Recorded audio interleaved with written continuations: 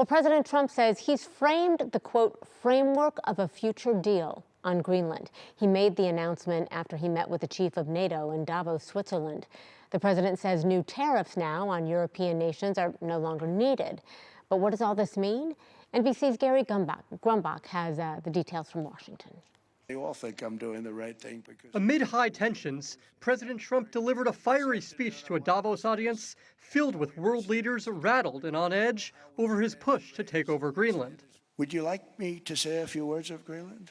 We need it for strategic national security and international security. But he says he won't use force to get it. We probably won't get anything unless I decide to use excessive strength and force where we would be, frankly, unstoppable.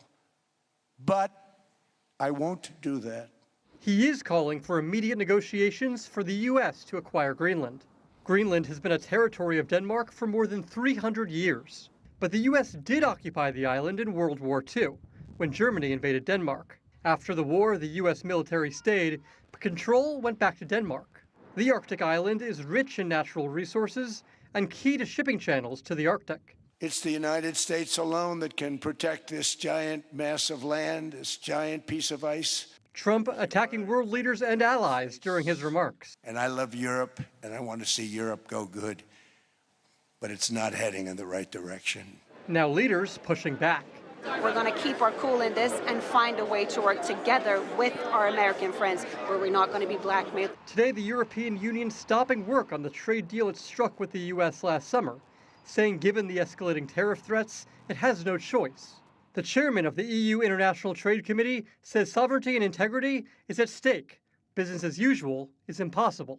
California governor and potential 2028 presidential candidate Gavin Newsom was in the audience and says Trump's tough talk is having real consequences. I'm sitting here in panels, and a lot of the biggest business leaders and investors are talking about de-risking from the United States. This afternoon, President Trump posted on social media that he will not impose the tariffs he threatened to place on several EU countries on February 1st.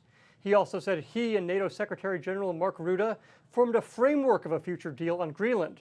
But it's important to note this post is based on a conversation with NATO's leader, not with Denmark's, which controls the Arctic island. Gary Grumbach, NBC News, Washington.